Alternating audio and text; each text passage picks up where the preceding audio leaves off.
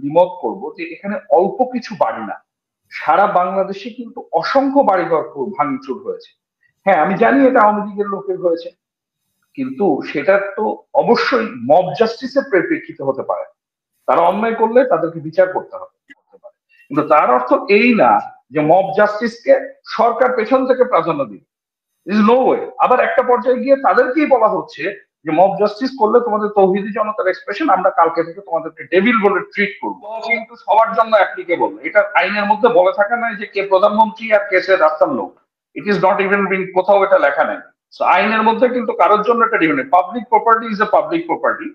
তৌহিদি জনতা, আহ এই দুইটা ওয়ার্ড নিয়ে কথা বলার আগে আমরা একটু কনটেক্সটে ফিরে যাই। আমরা যখন 5ই আগস্টের পরে এই সরকার পতন হয়েছে এবং তারপর কিন্তু অলমোস্ট 6 মাস সময় পার হয়ে গেছে।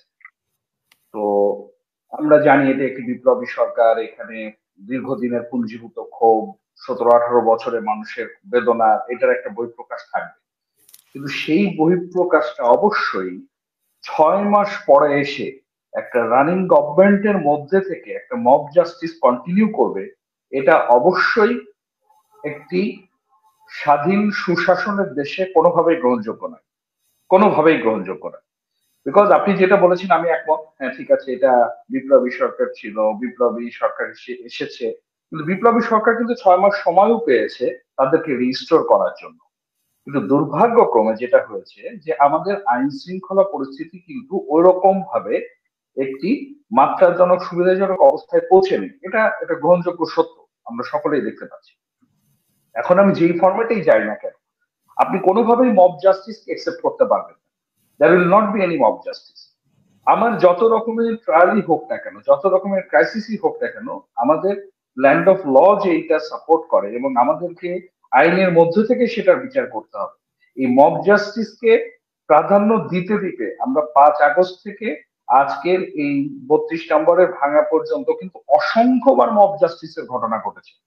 আপনি যদি আগের এই মব জাস্টিস গুলোকে নিয়ন্ত্রণে রাখতেন, তাহলে হয়তো আজকে এত দূর এটা এসে গড়াতো না।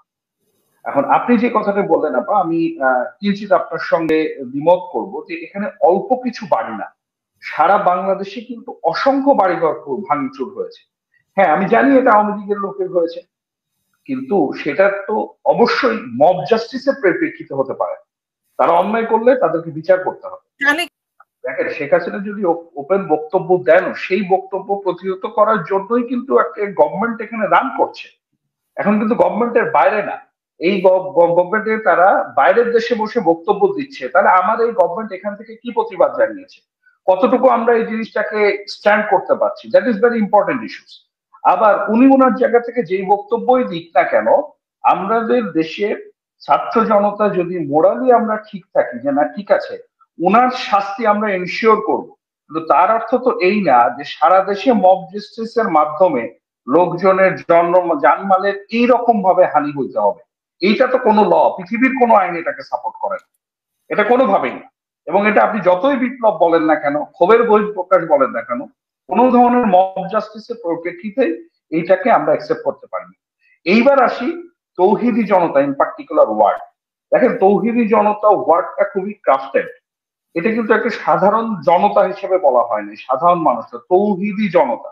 ইট is representing a particular group, যাদেরকে দিয়ে আমরা একটা জিনিসকে হাইলাইট করছি। এবং এই তৌহিদি জনতার এক্সপ্রেশনটা যদি আমাদের দেশে বেশি হয়ে যায়, যেটা শুরুতে মুন্নিয়াপা বলছিলেন যে কালো পতাকা ধারণ করা বা তাদের কিছু এক্সপ্রেশন যেটা কিছুটা কোশ্চেনের সুযোগ আছে, বাইরের বহির্বিশ্বের কাছে তাদের একটা কোশ্চেনের সুযোগ আছে যে এই যে যে এক্সট্রিমিস্ট একটা ভাবমূর্তি, এটা কি আমাদের ছিল বা আমরা এটাকে আদৌ ধারণ করি কিনা, এটা কিন্তু আমাদেরকে সিরিয়াসলি চিন্তা করতে হবে যে ইটস নট অনলি জনতা, ইটস তৌহিদি জনতা।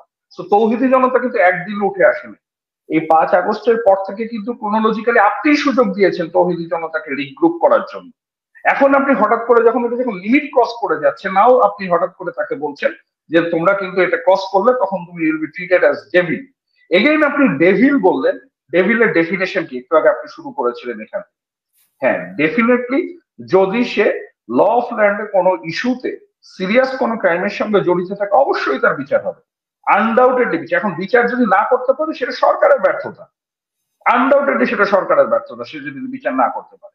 কিন্তু তার অর্থ এই না যে মব জাস্টিসকে সরকার পেছন থেকে প্রাধান্য দিবে, ইজ নো ওয়ে। আবার একটা পর্যায়ে গিয়ে তাদেরকেই বলা হচ্ছে যে মব জাস্টিস করলে তোমাদের তৌহিদি জনতার এক্সপ্রেশন, আমরা কালকে থেকে তোমাদেরকে ডেভিল বলে ট্রিট করবো।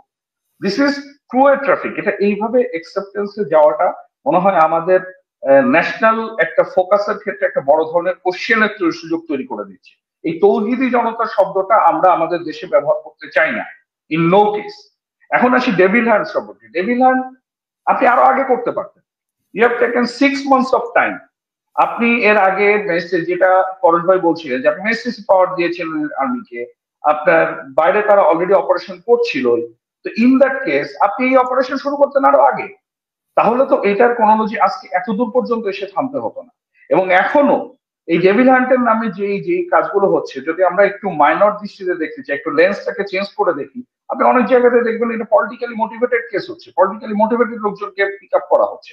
তো এই জায়গাগুলোকে গভর্নমেন্টকে অসংখ্যবার সতর্ক থাকতে হবে। দেখেন, এটা একটা ইন্টার্ম গভর্নমেন্ট, তাদের মূল রেসপন্সিবিলিটি হচ্ছে একটা নির্বাচনী পরিবেশ তৈরি করে কিছু বেসিক সংস্কার করে একটা সুন্দর ইলেকশন আমাদেরকে প্রেজেন্ট করা। এখন দেশের জনগণ ডিসাইড করবে to whom to keep him in the government, কাকে তারা রাখবে। এই এই গভর্নমেন্টের একটা বড় প্রবলেম হয়ে গেছে, এদের একটা বড় অংশ নিজেরাই ছাত্র জনতা, নিজেরাই আবার গভর্নমেন্টের অংশ। এখন আপনি কাকে রেখে কাকে দোষারোপ করছেন আর কাকে শাস্তি দিচ্ছেন, এখানে কিন্তু একটা বড় কোশ্চেনের জায়গা তৈরি হয়ে যাচ্ছে। আবার এই যে আন্দোলনটা আমরা শুরু করেছিলাম রিগার্ডিং দি বৈষম্য বিরোধী বলে, যখন আপনি জাতীয় ঐক্যের ডাক দিলেন এই গভর্নমেন্টে এসে, তখন একটা বড় অংশের দলকে আপনারা অ্যাকসেপ্টই করলেন না, তাদেরকে আপনারা অ্যাক্সেসই দিচ্ছেন না। সো আপনি তো ডিভাইডেশনটা এবং এই ডিসক্রিমিনেশনটা তৈরি করেই যাচ্ছেন ক্রোনোলজিক্যালি, তাহলে কিন্তু সেই ইউনিটিটা তৈরি হচ্ছে না। ইউনিটি যতক্ষণ না তৈরি না হবে ততক্ষণ পর্যন্ত এরকম তৌহিদি জনতা তৈরি হবে, আর একটা গ্রুপ তৈরি হবে, তারা প্রত্যেকে তার যার জায়গা থেকে নিজেদের অবস্থান শক্ত করার চেষ্টা করবে, because we have not taken everyone in cognisance.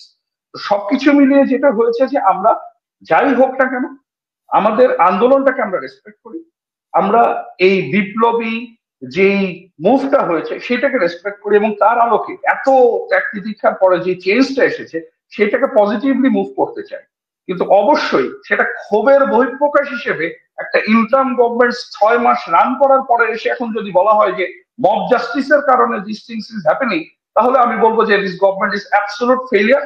এখন 6 মাস পরে এসে এই কথা বলার যৌক্তিকতা কতটুকু আছে আমি মোটেই গ্রহণযোগ্য না। আবার আবার একটা জিনিস হচ্ছে কি জানেন, আসলে অনেক জিনিস আছে এগুলো হচ্ছে আপেক্ষিক।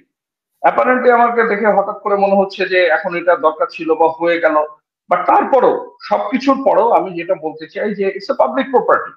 ক্ষোভ মানে এইটা না যে আপনি একটা পাবলিক প্রপার্টিকে এইভাবে ডেমোলিশ করবেন এবং সেইটা করতে গিয়ে মানুষ হতাহত হবে, জানমাল ক্ষতিগ্রস্ত হবে।